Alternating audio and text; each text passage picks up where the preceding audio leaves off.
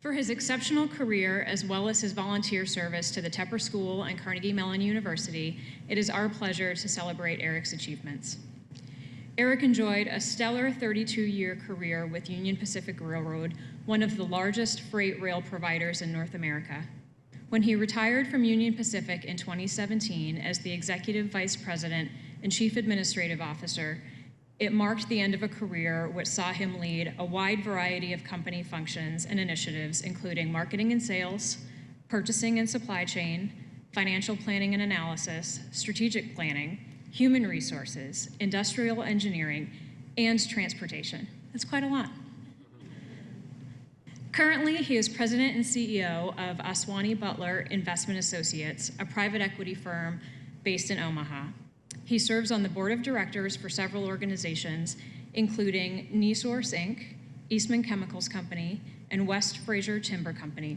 He's also president of the Omaha Airport Authority Board, and he serves on the board of the Federal Reserve Bank of Kansas City, Omaha Branch, and served as board chair.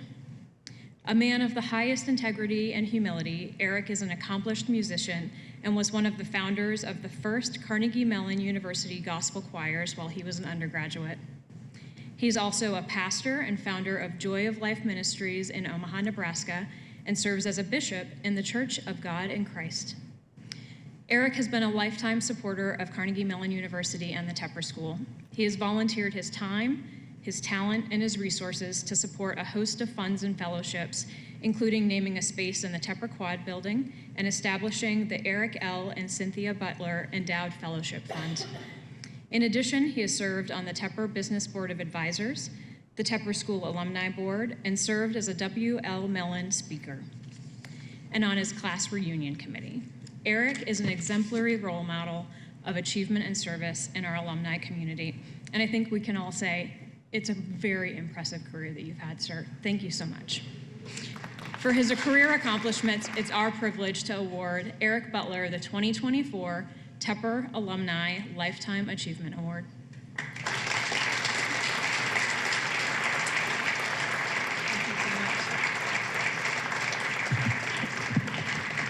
Let me first say thank you to Cayenne for that introduction, and I also want to acknowledge all of the other recipients tonight. I truly think it's an honor to be included in this group of recipients. Got a chance to meet Ted before the session, and I think we're twins. We both went undergrad at Carnegie Tech at the time with mechanical engineering degrees, and both went to GSIA at the time with graduate degrees, and we both found our wives here in Pittsburgh, and so I think we are twins in a lot of ways. I too was humbled and shocked when I got the notice about a Lifetime Achievement Award, and I actually thought it was a mistake.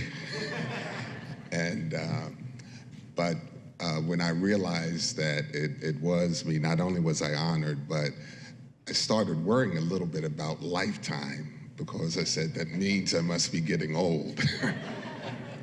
But I did start thinking a little bit about my life, and I started thinking a little bit about legacy.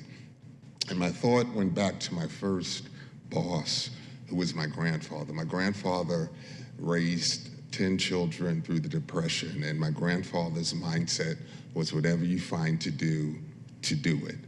And so he did a number of different things, including being a junk man, which means he went through people's garbage, found the things that could be fixed to sell, or fixed or sold for scrap, or otherwise reused in order to feed his family. He was my first boss, and so I got a chance to see him, got a chance to work for him every weekend from the time I was 12 until I actually left to come to Carnegie Mellon. And the interesting thing about my grandfather was he paid me $5 for the whole day, not $5 an hour, $5 for the whole day.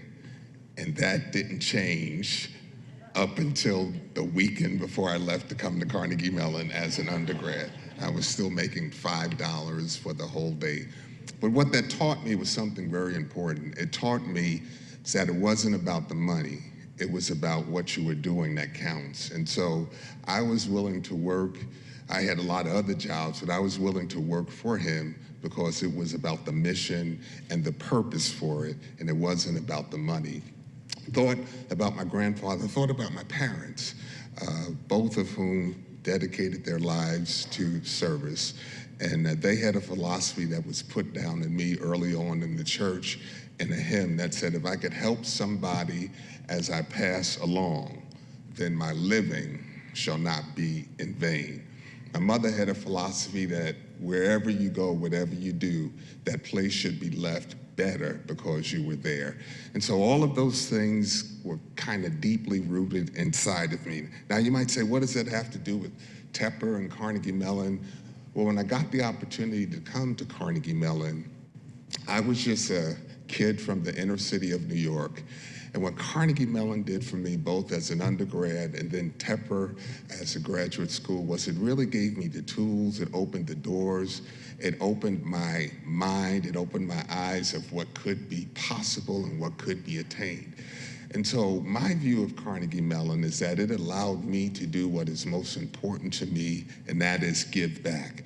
It has allowed me to have access to a career. It allowed me to have access to places and people and opportunities where I can give back. So it is natural and easy for me to give back to Carnegie Mellon because Carnegie Mellon was the thing that allowed me to give back to others. So I am honored for this award. I am honored to be here. I am honored to receive this Lifetime Achievement Award. Grateful for my wife and my mother-in-law being here. My wife, who's been my partner 39 years, come next month, I think, 39 years. So we're grateful for her, and I'm grateful to each and every one of you for considering me. Thank you.